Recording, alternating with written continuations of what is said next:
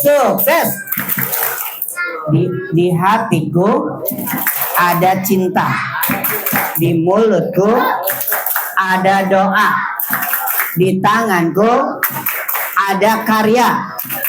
Sukses, sukses, alhamdulillah. Bisa?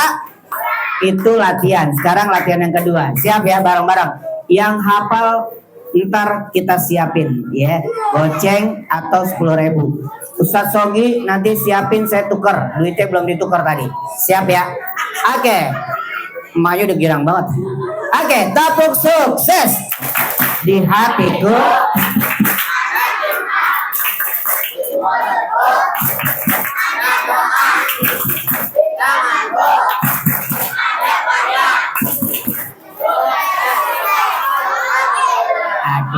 bersyukur. Dalam agama ada 3, hati, perbuatan, dan lisan. Kalau dengan lisan kita berucap alhamdulillah. Kalau dengan perbuatan ibadah kepada Allah.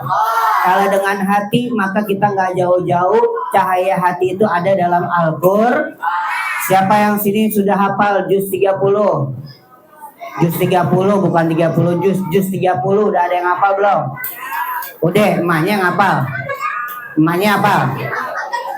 Alhamdulillah Rabbil Alamin. Al-Fatihah. Oh ada, oke. Ada yang udah hafal surat Al-Waqiah?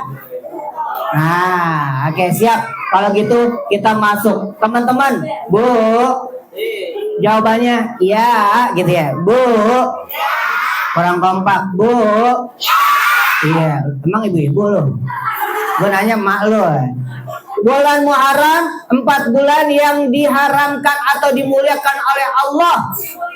Dimuliakan 4 bulan diantaranya Zulhijjah, Zulqa'dah, bulan Muharram, dan bulan Rajab. Apa? Ternyata peristiwanya begitu luar biasa. Nabi Adam udah enak-enak di surga, tiba-tiba diturunin, betul nggak? Kenapa Nabi Adam diturunin? Makan buah holi. Siapa yang merayu? Bukan. Siti Hawa dirayu sama iblis. Nabi Adam dirayu sama iblis, nggak mempan. Tuh. Nabi udah tahu itu dilarang sama Allah. Semua apa yang ada dalam Al-Quran. Nah, kita siapapun yang dilarang sama Allah nggak boleh kita langgar atau kita kerjain. Emangnya kalau yang dilanggar kenapa? Akibatnya akan kita terima. Judi boleh gak? Mabok boleh gak? Anak sekarang udah pada hafal gue nih lagunya. Gara-gara sebotol minuman. Ada. Itu kira-kira lagunya bagus apa enggak?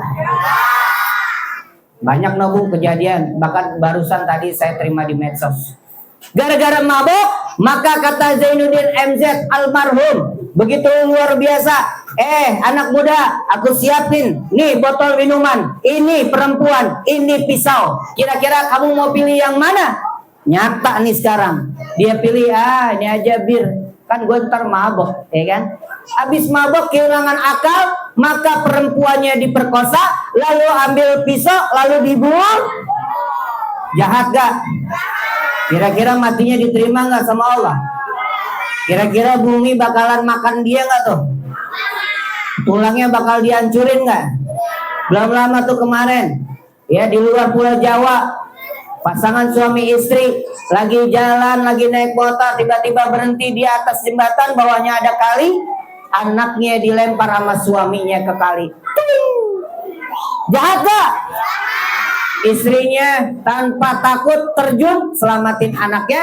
Bapaknya biasa aja pulang, abis di rumah diambil parang, bapaknya ditebas, yes, palanya hilang, mati gak? Jahat gak? Maka ayo, jangan kita jauh dari Al-Qur'an, jangan jauh dari sholat 5 waktu. Belum lama lagi, saya barusan terima, Pak, Bu, nih pesen Bu, ada ayah kandungnya ternyata bejat, anak kelas 6 SD dihamili. Kira-kira tuh bapaknya bejat gak? Kira-kira bakalan disiksa nggak? Siksa. Bapak kandung ngambilin anak sendiri. Allahu Akbar. Ya, ayo nak. Kalau iman udah tipis, maka Nabi Adam imannya begitu tebal, yang goda siapa tadi? Nih yang wanita nih, jangan mudah jauh dari Al-Quran, apalagi dari sholat 5 waktu. Apa yang terjadi? Pesannya Nabi Adam diturunkan dari surga. Nabi Adam nggak pernah nyalain Allah. Nabi Adam juga nggak pernah nyalain Siti Hawa. Tapi Nabi Adam berdoa, Rabbana zalamna anfusana wa ilam taghfir lana wa tarhamna lanakunanna minal khasirin. Nabi Adam berdoa kepada Allah, ya Allah, aku zalim terhadap diriku sendiri. Tadi kalau nggak bisa gimana? Gampang. Pakai doanya Nabi Yunus. Bulan Muharram kejadiannya begitu luar biasa. Nabi Yunus ditelan sama ikan, Pak. Nabi Yunus gak marah sama yang dorongin. Siapa yang dorong gue nih? Awas ya, gue ketemu, gue cari lu ya. Enggak. Tapi Nabi Yunus berdoanya gimana? La ilaha illa anta subhanaka inni kuntu minal. Tuh, yang kedua, perbanyak Kakak, kalau perbanyak istighfar, kalau aku sulit, Allah tolong.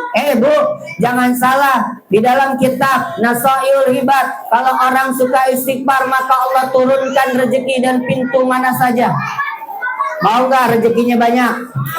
Nah, ini terakhir, saya mau kasih sebuah cerita. Ya, pemberani yang rumahnya nggak boleh. Kakinya nanti jadi syarat tuh, mau masuk surga jadi keganjel. Ya, nggak boleh tendang-tendang pakai kaki. Ntar kalau Allah cabut kakinya jadi pincang. Nah, kalau Allah cabut kakinya kecelakaan, naudzubillah. Ayo nak, jaga akhlak kita. Tadi cuma sebentar. Apa yang terjadi? Anak pemberani yang rumahnya belakangnya hutan. Ketika dia sedang bermain masuk ke dalam hutan, ada orang yang teriak-teriak, tolong, tolong. Anak kecil tadi, sepertinya aku mendengar suara orang minta tolong di dalam hutan ini. Kalau gitu teman-teman bantu tepuk tangan 1, 2, 3. Bentar. Emaknya pakai ae gitu ya. Aku akan segera masuk ke dalam hutan. 1, 2, 3.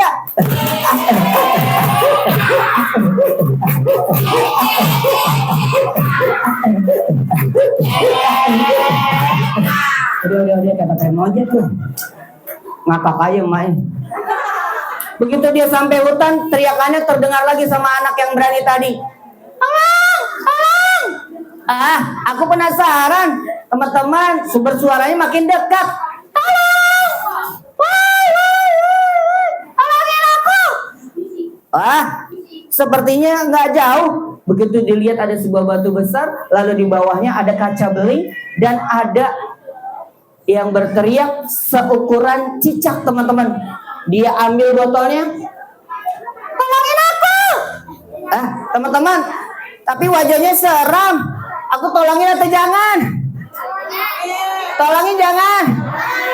Tolongin jangan. Tolongin. Jangan. Tolongin. Baiklah. Kata teman-teman aku harus menolong kamu. Akhirnya dibuka tutup yang menyumbat botol bening tadi. Tiba-tiba bergetar dia. Dilempar, jatuh, lalu dia keluar. Akhirnya membesar sebesar anak usia 3 tahun, membesar sebesar orang dewasa, membesar. Wah, kamu ternyata raksasa. Seram sekali. Aku anak kecil, aku sudah tinggal di dalam botol itu 1000 tahun yang lalu. 1000 tahun? Iya, karena kamu sudah menolong aku akan memakan kamu. Apa kamu bilang? Aku sudah menolong kamu? Masa aku akan menjadi santapan kamu? Tidak benar, raksasa. Anak kecil, kamu belum tahu apa-apa. Dengarkan, manusia berbuat baik pasti dibalas dengan kejahatan. Benar kan? Benar. Benar. Benar. Oh, aku juga aneh. Teman-teman aku bilangnya salah. Kenapa kebaikan dibalas dengan kejahatan? Kalau tidak percaya, Ya aku nggak percaya. kamu boleh tanya kepada makhluk yang ada di sekitar sini. Kamu boleh tanya kepada angin. Boleh. Aku akan tanya ke angin. Dia naik ke atas tempat bukit yang paling tinggi. Dia bertemu dengan angin. Wahai angin, aku mau tanya. Ini raksasa. Katanya kebaikan dibalas dengan kejahatan. Si angin tadi sudah tua. Hai anak kecil, aku sudah lama tinggal di muka bumi. Aku tahu bahwa aku angin sudah memberikan kesegaran buat napas manusia. Aku juga memberikan bagaimana semua orang yang berlayar dengan perahu, angin bisa menjalankan perahunya. Rasa-rasanya betul yang dikatakan raksasa. Anak kecil, benarkan yang aku katakan? Maka kamu kalah, aku akan makan. Sebentar. Lalu apa lagi angin? Ini manusia suka mengotori udara dengan polusi, bahkan sangat bau. Maksudnya? Iya, manusia kadang-kadang membalasnya dengan kejahatan. Contohnya kentut sembarangan. Wah, tapi aku nggak percaya. Akhirnya si angin lagi bilang, teman-teman, kalau kamu tidak percaya, tanya saja kepada sungai. Dia turun dari atas bukit, lalu dia sampai di sungai bersama raksasa tadi. Dia panggil, sungai. Siapa yang manggil-manggil aku? Aku sungai. Aku yang tinggal di dekat desa sini. Ini aku mau nanya. Kata raksasa, kebaikan dibalas dengan kejahatan. Sebentar. Aku memperlakukan manusia bisa untuk minum, bisa untuk tanaman, bisa untuk apa saja. Tapi betul apa yang dikatakan raksasa. Manusia mengotori sungaiku dengan kotoran dan membuang sampah sembarangan sehingga aku tidak lagi dipakai. Anak kecil, aku mau makan kamu karena udah tidak sabar. Sebentar. Terus apa lagi sungai? Aku memberikan kedamaian, kesejukan, siapa saja boleh menikmati air yang aku berikan. Tapi manusia lagi-lagi kadang buang untuk sembarangan.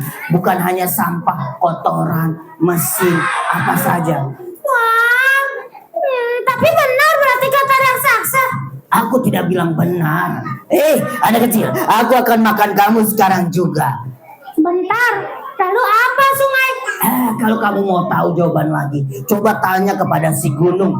Akhirnya dia berangkat ke atas gunung dan sampai di puncak gunung. Gunungnya sudah sangat tua, teman-teman.